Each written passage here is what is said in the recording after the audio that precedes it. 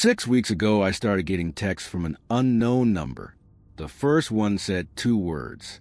Blue tie. I was wearing a blue tie, standing under a security camera. The second one said I looked tired and should go home.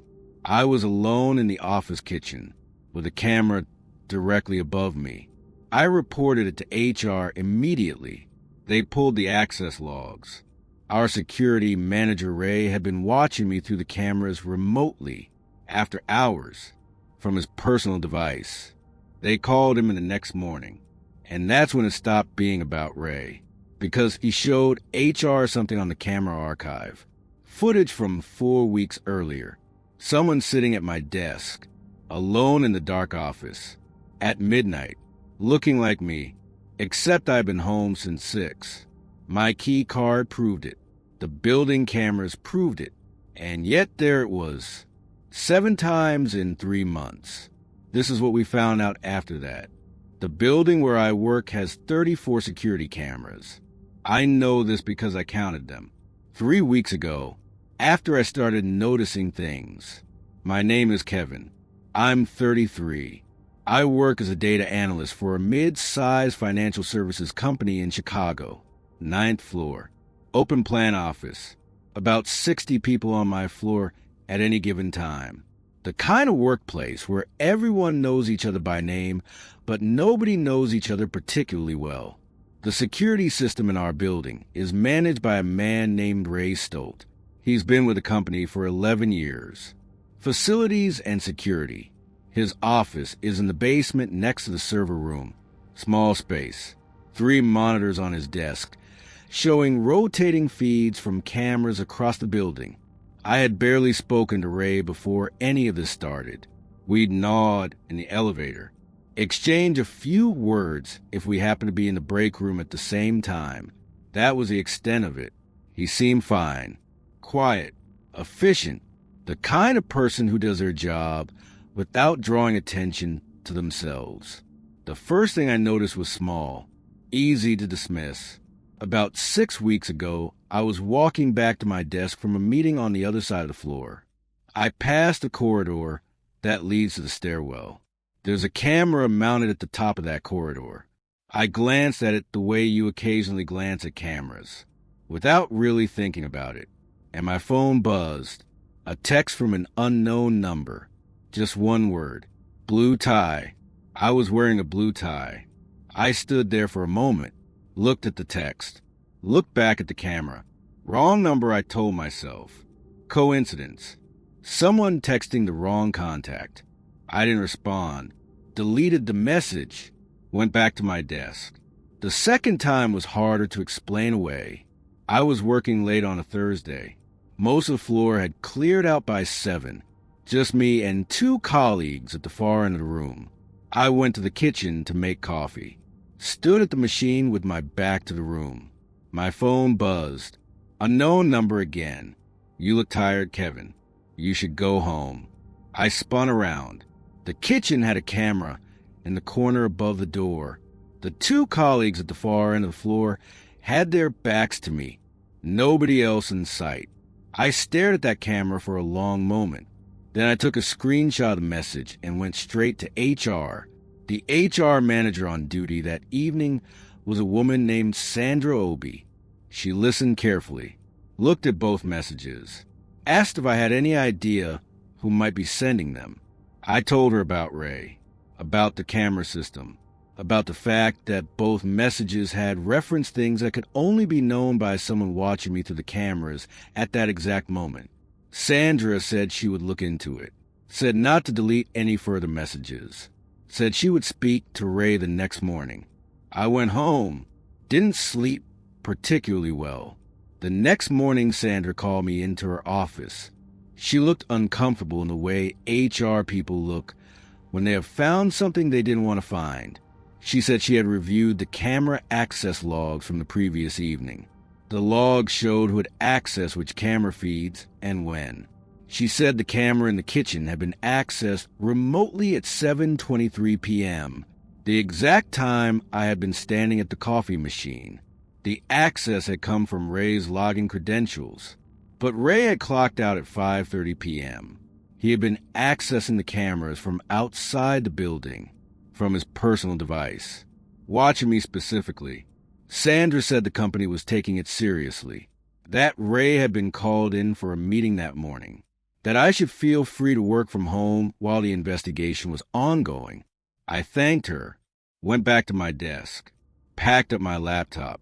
On my way to the elevator, I passed a corridor with a camera at the top, the one I had been standing under when I received the first message. I looked up at it. My phone buzzed. You shouldn't have told her, Kevin. I forwarded that third message to Sandra immediately, standing at the elevator with my bag over my shoulder. Typed out a quick message explaining when it had arrived and where I had been standing. She called me within 2 minutes, asked me to come back to her office. When I got there, she looked different than she had 20 minutes earlier, more careful, like something had shifted in the way she was thinking about the situation. She said Ray had come in for his meeting that morning, had denied sending the messages, said his login credentials must have been compromised, said someone else must have accessed the system using his details. Sandra said she had asked him directly, had he been watching Kevin specifically. He had looked at her for a long moment before answering, then said he had noticed me several weeks ago, said he had been monitoring my movements as a precaution. She asked him what he meant by precaution. He said he had seen something on the cameras, something he wasn't sure how to explain, something he had been trying to understand before bringing it to anyone's attention. Sandra had pressed him on what exactly he had seen. He had shaken his head, said he needed to show her rather than explain it, said the footage was still on the system, said she should look at it herself. She pulled it up while I was sitting across from her. Camera footage from 4 weeks ago. The timestamp put at 11:47 p.m. on a Tuesday, long after the building had closed for the evening. The footage showed the 9th floor, my floor, empty and dark except for the emergency lighting. She fast-forwarded through it slowly. Nothing for several minutes. Then she stopped. She turned her monitor so I could see it. At 11:52 p.m., the footage showed my desk, specifically my chair. Someone was sitting in it, not moving, just sitting there in the dark, empty office, facing my monitor, which was switched off, just sitting there looking at a dark screen at midnight. The figure was too far from the camera to see clearly, but the build, the posture, the way they were sitting, it looked like me. Sandra asked if I had been in the office that night. I told her no. I had been home by 6.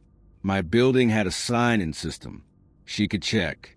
She said she already had. My key card had not been used after 5:47 p.m. that day. Nobody had signed me in as a guest. No record of me being in the building after hours. We watched the rest of the footage together. The figure sat at my desk until 12:31 a.m., then stood up, walked toward the stairwell, and disappeared from camera view. Ray had been watching because of this, had been tracking my movements since seeing that footage, trying to figure out the connection. Sandra suspended him pending a full review, said the messages were still a serious violation regardless of his reasoning. I worked from home for the rest of that week. On Friday evening, Sandra called me, said the IT team had reviewed the full camera archive going back 3 months, said the figure had appeared at my desk 7 times, always after midnight, always sitting in my chair, always facing the dark monitor, always leaving before 1 a.m., 7 times in 3 months, before I had any idea any of it was happening. The IT team had also found something else, something in the camera footage from the lobby, the footage that captured everyone entering and leaving the building. On none of the 7 nights did anyone enter or leave the building around the times the figure appeared on the 9th floor. No entry, no exit, no record on any camera between the lobby and the 9th floor of anyone moving through the building. The figure just appeared at my desk and then was simply gone. The investigation is still ongoing. Ray is still suspended. The company has brought in an external security consultant named Philip Marsh. He's been reviewing the footage all week. He called me yesterday, asked me a question I didn't expect. He asked if anything unusual had happened to me recently, outside of work, at home, anything I had dismissed or not thought to mention. I thought about it. Then I told him about the 3 mornings in the last month where I had woken up and found my laptop open on my desk, when I was certain I had closed it the night before. He was quiet for a moment, then asked which direction the screen was facing when I found it open. I said toward my chair. He said he would call me back. That was yesterday. He hasn't called back yet. But last night, I woke up at 12:14 a.m. No reason, just suddenly awake. I walked to my home office to get some water from a bottle on my desk. My laptop was open, screen on, facing my chair, and my chair, which I had pushed in before going to bed, was pulled out from the desk, like someone had just been sitting in it.